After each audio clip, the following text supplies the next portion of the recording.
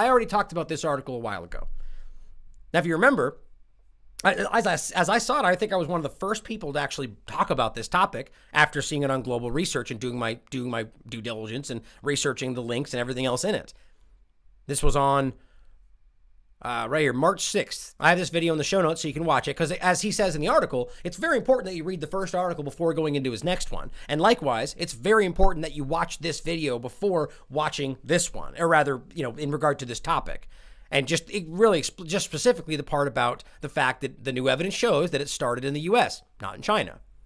Now, this first one, remember, this is a topic was all about the different studies that were coming out, right? There was obviously a Chinese study, which is just immediately dismissed. Who knows why? Because China bad guy, despite the data being very clearly listed for you to look at. This wasn't just a Chinese official saying so, right? It's a study that you could look at and check for yourself, and has been, by the way, by other people in the United States, and it's been shown to be accurate. The point is, this is a study, but of course, China bad guy, so who cares? But we have the Chinese report coming from, Japanese report in regard to the same idea, saying that it may have originated in the United States, which Japan is a staunch U.S. ally. Then we had the Taiwanese virologist. He was one of the leading Taiwan virologist in Taiwan, who said that he's certain, based on the logic. Now, of course, he has said that this suggests this is the case, but when you listen to him walk it through, he says this is basic. He said that this couldn't have started here because, and I'll get into this more explanation in this next article, but he said that there's no way. He said it's rudimentary. That there's all 5 of the general coronaviruses just mentioned are all present in the United States, whereas only one is present in Canada. In China. So the point is that there's no way it could just randomly occur and happen there. It had to have come from this direct location. Now, it seems pretty interesting to me. Now, either way, you've got multiple studies all taking different angles about why it started not in China. Taiwan and Japan are obvious allies of the United States. So you have to take that into consideration. This is not just communist propaganda like everyone loves to say right now. Now, here's the article we're going to get into. Further evidence that that coronavirus or the virus originated in the United States. Very important. And I've really, really stressed that people out there should open your mind to the possibility this is correct, regardless of what you think right now, because the evidence is still worth your time to investigate. Even if, let's say, the author of this article just took it in the wrong direction. Let's say they were mistaken and read the same evidence and took it in the wrong direction. The evidence is still the evidence, and the data is there for you to research. It's irresponsible and just flat out wrong to reflexively dismiss anything because you were told that person doesn't, or whatever, right? Why does the person and who they are completely dismiss actual information? It should play a factor in what you'd think about it, but nonetheless, just like I always say, the mainstream media has actual information they put out that sometimes is valuable. And for whatever reason, they happen to do something accurate, probably because it aligned with whatever agenda they were trying to accomplish. But you can get truth anywhere. Truth is innocuous, right? It comes from all sources. People can use the truth against you in certain ways, but it doesn't change the fact that things are true. It's the same nonsense as saying, like I'll quote Nazi Goebbels and say, his argument about the propaganda, right? Accuse them of that which you are guilty. When I quote that, which is a Nazi quote, it doesn't mean I'm supporting Nazis. It means that the quote is accurate. Whoever said it, right? I would just think that's basic logic today, but the problem is the media and the government are warping people's minds in really dangerous ways, and that's why people are snapping and breaking off, but I digress. Let's get into this. COVID-19. Further evidence the virus originated in the United States. Now, Japanese and Taiwanese epidemiologists, which again we showed you in the last episode, and pharmacologists have determined that the new coronavirus almost certainly originated in the United States, since that country is the only one known to have all 5 types from which all others must have descended. Wuhan in China has only one of those types, rendering it in an analogy as a kind of branch, which cannot exist by itself but must have grown from a tree. That's their analogy. This is from the Taiwanese virologist. Now, it says the Taiwanese virologist noted that in August of 2019, the U.S. had a flurry of lung pneumonias or similar, which the Americans blamed on vaping from e-cigarettes, which I thought was profound when I first read this in the last article. There was a flurry of lung pneumonia issues that they just said was vaping, which people who vaped in all kinds of different aspects of our society were like, that doesn't make sense. Even the information you're putting forward doesn't align with what you're saying. It was this mysterious vaping disease. Remember that? Nobody ever really proved that it was vaping. This is his argument, that this happened in 2019, in August. But he says, according to the scientist, but which the symptoms and conditions could not be explained by e-cigarettes. Now, he said he wrote to the U.S. officials, again, as I talked about last time, telling them he suspected those deaths were likely due to coronavirus. So he reached out to U.S. officials in positions and said, look, I'm concerned what you're dealing with is not pneumonia, or rather not vaping or whatever else. I think this is coronavirus. And he was ignored. Not only was he ignored, all further inquiries were completely shut down immediately. They just immediately shut down, closed off the conversation in all forms, not just from him, but in general. You're no longer allowed to talk about this, right? Because that's what honest people do when presented with information about what they may be dealing with. Like if you were concerned about the mysterious vaping illness and somebody suggested an alternative, would you not actually look into it? Yeah, you would, because if you were actually concerned with finding the truth, that's the first thing you would do. But see, when you were trying to cover something up, you would do what they did, right? That's important to think about. Now, as I'm going through here, I'm realizing that I didn't add these images, frustratingly enough. Ah, well, it doesn't matter. I wanted to show you some of these things as I was going through, and I just forgot to add them before I was going live. I was so eager to get out here and talk to you guys today. But maybe I can just do it as we're talking here, because there's a lot of information that's important. I mean, and you can't downplay the importance of visual displays. Now, let's see. There you go. This is going to take way too long. I'm going to do this first one, and then I'm just going to skip the pictures because I don't want to have to do this each time. But here's what I was going to get to, because that's important. Now, immediately prior to the argument of vaping, the mysterious illness actually being coronavirus, and the U.S. government ignoring all warnings, which clearly turns out to at least be likely possible. Immediately prior to that, the CDC shut down the U.S. military's main biolab at Fort Detrick, right? We've talked about this. That's what this article is about. This is in Maryland. Fort Detrick, which is notorious for leaks, for all kinds of stuff. This is a BSL level 4 lab capable of, which absolutely is working on bioweapons, as many people will point out, right? That is the fallacy of all of this. They're only working on these things to make weapons. Then they make the vaccine for the weapon they created. That vaccine would have no real world application unless the weapon was used. They argue that somehow magically the same thing that they just created in a lab is going to just pop up organically. What are the odds of that? The odds are likely because it will leak out of the lab and happen, right? But that's the problem. The vaccine is only necessary and the problem only created once you start working on bioweapons. This Dr. Francis Boyle, who drafted the Bioweapons Act for the U.S. government, which they still use, who is an expert in his field, has said every time people have talked to him that every one of those labs should be shut down immediately, that they have no logical reason other than to make weapons. And then he also goes on to point out that the new virus we're looking at has a gain-of-function aspect added to it, which only gets added to a virus if they want to make it a weapon, right? You can't ignore these things. But yet, meanwhile, some guy will go talk to Joe Rogan and just swear up and down that there's zero evidence that this is a bioweapon. Like, even if you agree that it might not be a bioweapon, to say there's zero evidence, that's just a flat-out lie. And I argue that the guy that spoke to Joe Rogan absolutely knows that. Like, that's crazy. I mean, there is obvious studies and things that are coming out to suggest this is happening. To say zero evidence is a choice. That's a lie. But they shut down this lab due to an absence of safeguards against pathogen leaks, issuing a complete cease and desist order to the military. It was immediately after that the e-cigarette pandemic arose. Right? You can't miss these kind of things. These correlations. Correlation's not causation, but it's something you have to consider. So they have a mysterious vaping illness.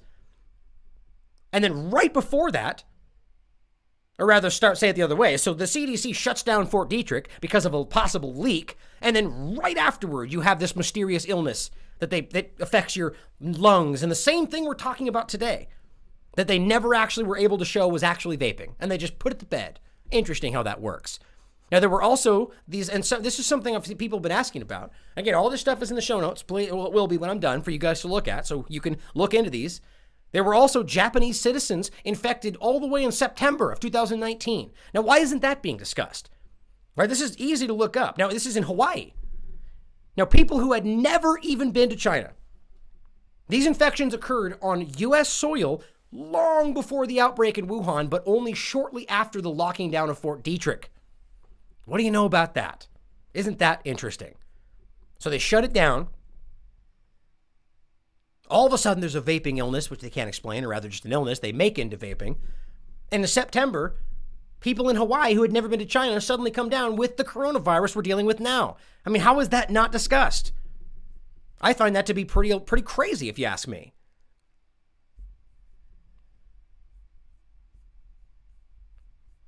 Sorry, I'm still trying to work with this. Now, in China is right now claiming that it's shown that its first case was in fact shown to be from November 17th. Right? Now, obviously, people are going to argue, well, China, right? They're lying. And they very well could be. Like in this case, you could definitely argue that they have a interest in arguing that it didn't start in their country. And again, I'm not trying to argue that I can prove to you one way. I absolutely think that this started in the United States based on the evidence we're looking at. I think the evidence is quite clear that it didn't start in China. But I don't know how we could verifiably prove that until after this thing all dies away.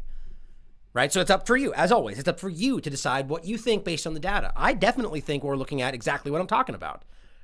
Nonetheless, my point is that still China would have an interest in trying to lie if you think that's what's happening, to say it was in November. But again, that would only be one aspect. That doesn't count the people in Hawaii in September. It doesn't count the cases in the United States. There's a lot of other things at play here, not just what China's saying. But now they're saying that after this has died down, that they've confirmed that they traced it back to November 17th.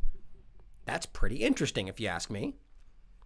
Now, on Chinese social media, another article appeared, actually aware of the above discussions, but actually presented further details that, of course, got dismissed because it was coming from China. Now, it stated in part that 5 foreign athletes or other personnel visiting Wuhan for the World Military Games were hospitalized in Wuhan for an undetermined infection.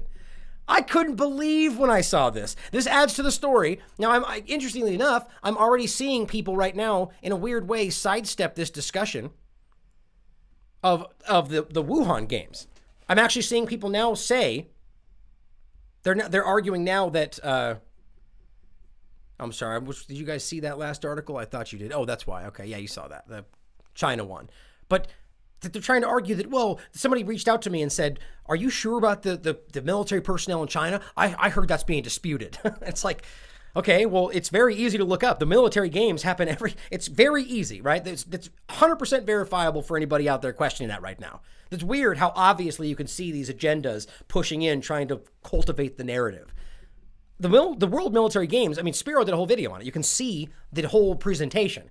There were 200 military personnel, and along with whoever else came with them, their entourage, along with 100 plus other nations that were also there in the same way. But here, the point that they're making is that at this location, or rather at this specific country, the United States, I don't know why this isn't being discussed yet, that they had people there, a military personnel for the United States government, who got sick while they were there. Think about that. They were hospitalized in Wuhan for undetermined infections. And that's on top of the fact that we're discussing this idea about possibly being the location where they used this to get out or accidentally made it happen. Now, the article explains more clearly that the Wuhan version of the virus could have come only from the US because it is what they call a branch, which could not have been created first because it would have no seed. Now, it seems simplistic, but you can understand the logic here. These things don't just magically appear. Now, it would have to have been a new variety spun off the original trunk, they're saying. And that trunk exists only in the US right now, which is actually totally accurate. What they're saying is the five known strains, they're in the United States. So the argument is there's no way it could have just happened to be over there unless somebody accidentally brought it or put it there. Now, there has been a lot of public speculation that the coronavirus had been deliberately transmitted to China, or as well that China accidentally let something slip out, but that doesn't align with what we're talking about now. This is according to the Chinese article in general. They actually, here's what I find very interesting.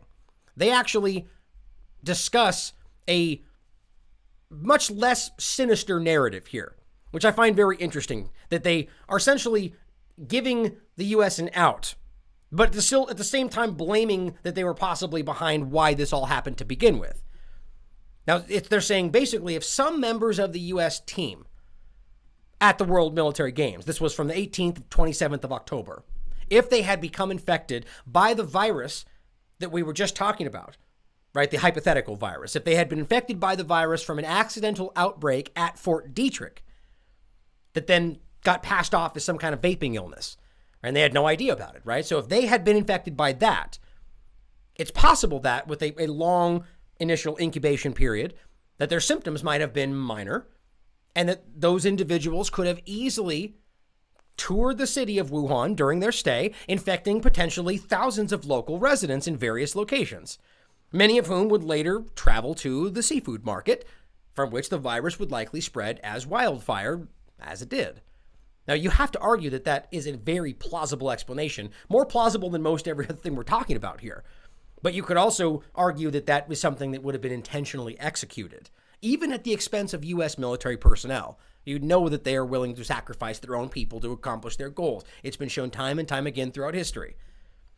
But the fact that they got sick while they were there, that there were multiple members of the U.S. military who came down with unidentified infections while in Wuhan, I mean, for crying out loud, that should have been one of the first things we talked about. I just find that to be outrageous. Now, Daniel Lucy, an infectious disease expert at Georgetown University, right? Not China, Georgetown University in Washington, an infectious disease expert said in an article in Science magazine that the first human infection has been confirmed, he said, as occurring in November 2019, not in Wuhan, suggesting the virus originated elsewhere and then spread to the seafood markets. I find that to be crazy interesting. Now, these are some of these articles we're talking about here. And this has been being discussed for a long time. This is January 26th. And this is back then saying it may not be the source. And ask yourself why then that the mainstream media continued to push the idea that it was, despite the evidence continuing to show that it wasn't there. It's pretty ridiculous if you ask me. Now, it also says one group put the origin of the outbreak as early as 18th of September 2019, which, again, you cannot ignore the obvious correlation time-wise with exactly what seems to have happened in the United States. From the vaping illness, from the leak at Fort Detrick, to the Wuhan military games. And this all seems to have started in the timeline. And again, which would, if the timeline's correct, which our own, look, Daniel Lucy from Georgetown University is saying that it's been confirmed in November.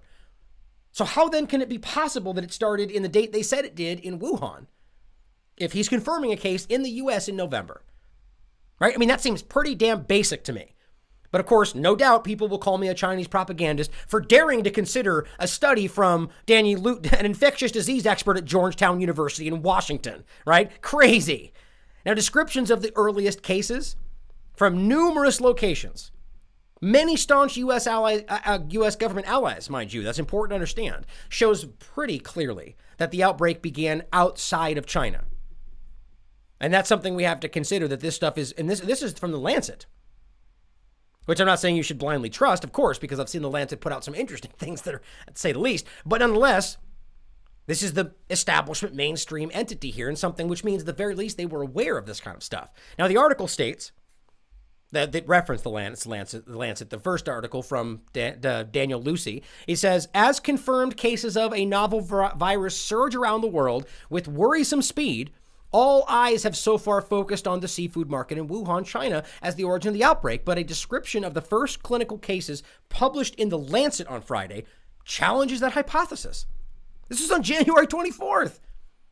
And the Lancet is like a leading medical science and medical journal. And they're challenging the origin back on 24th of January. And of course, they just chose to ignore it, right? Because they don't want you to know the truth. Why would that be? Now, in the earliest case, the patient became ill on December 1st, 2019, and had no reported link to the seafood market, according to the author. He says, quote, no epidemiological link was found between the first patient and later cases. Their data also show that in total, 13 of the 41 cases had no link to the marketplace. I mean, guys, this is basic. They did know immediately that this was not the case. They just continued to push it anyway, which created the very obviously xenophobia, the Chinese aggressive anti-Chinese mentality, which caused a lot of hate crimes, caused a lot of just unnecessary actions because I'm radicalizing people, right? Obviously, the mainstream media is doing that well by themselves. 13 of the 41 cases had no link to the marketplace. He says, quote, that's a big number. 13 with no link. Coming from Daniel Lucy, again, who is an infectious disease expert at Georgetown University. Now, early reports from Chinese health authorities and the World Health Organization has said that the first patient had onset of symptoms on December 8th, 2019. And those reports simply said, quote, most cases had links to the seafood market.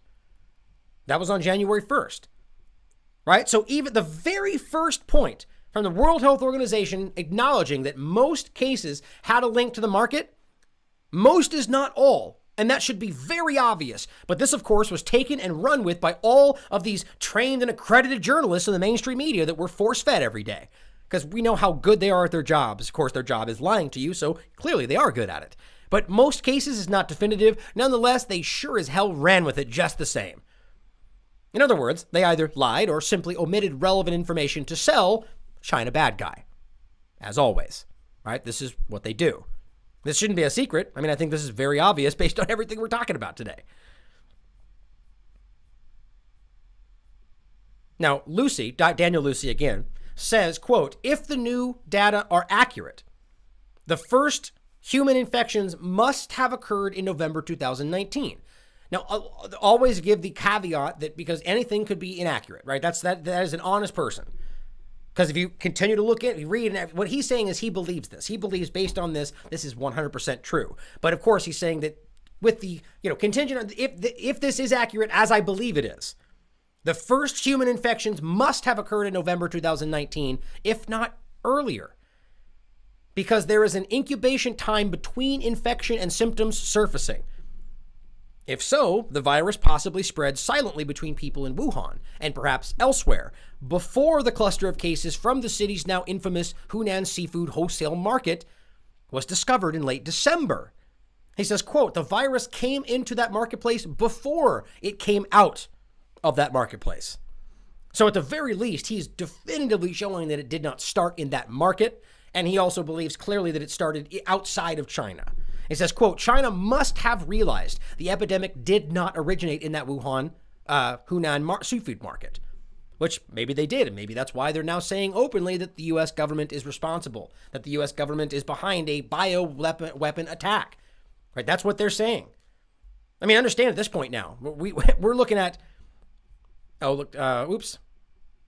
That's too bad. I thought I had those images up for you guys. Maybe I did. This is the one I was going to show you next to study. Anyway, the point was that in general, what we're seeing now, and obviously some of these are going to be discounted because of who they are, but we have Iran saying that this is a bio attack from the United States. We've got China saying, and when I'm saying broadly, I mean their governments and their leaders, that's what they're saying. China's government is saying this is the U.S. government and a bioweapon attack. Russia is suggesting this is a bioweapons attack. Even Israeli officials are now saying that they believe this is some kind of a bio attack. Now, understand, they're aiming this at China the same way, saying this was something that they did and they leaked out. But nonetheless, it seems pretty clear that everyone's beginning to point that this is a bio attack or a bioweapon. I mean, for crying out loud, the U.S. government and their human health services are operating out of a specific bio attack location. I mean, this is getting ridiculous. And still, I should point out that my video discussing the bio attack way back then is still censored and deleted on YouTube. Gotta love that, don't you? Now, I think it's Christian with a K, Anderson, is an evolutionary biologist at the Scripps Research Institute who had analyzed sequences of 2019 novel CoV, which is the first name they gave it, to try to clarify its origin. Now, he said the scenario was, quote, entirely plausible of infected persons bringing the virus into the seafood market from somewhere outside. Well, I find that to be interesting. Now, according to the Science article, quote, Anderson posted, actually, I was going to show you this one too. Not that these are hugely important, but I just like you guys to see what we're looking at here.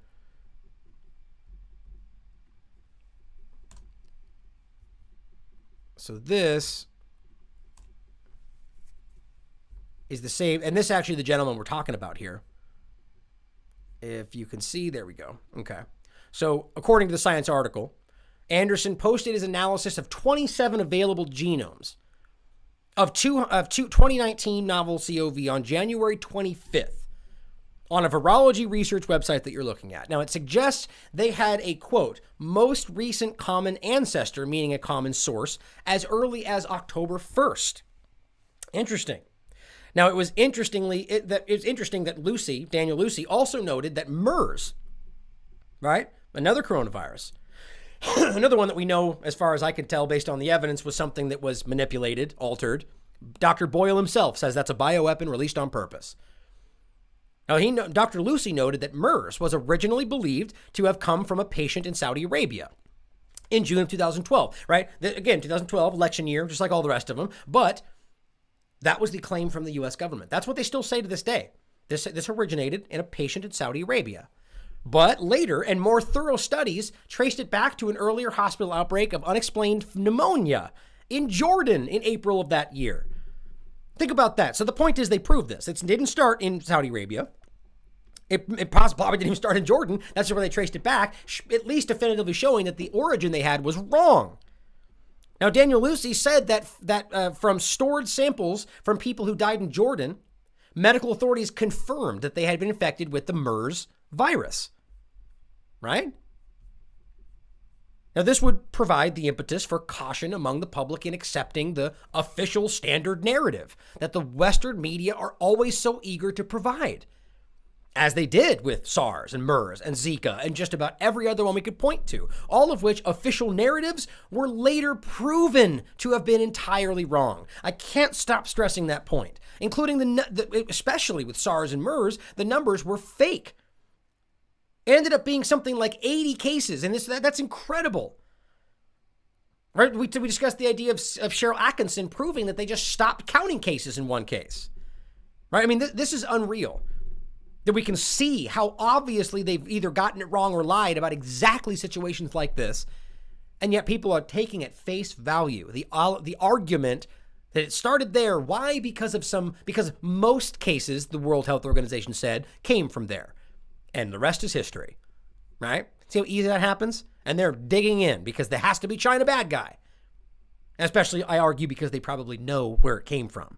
Now, in this case, the Western media, in regard to arguing the wrong thing, flooded their pages for months about COVID-19 virus originating in the Wuhan seafood market, caused by people eating bats and wild animals, of course. All of this has been proven to be wrong, according to the article, and I completely agree. Not only did the virus not originate at the seafood market, it did not originate at Wuhan at all.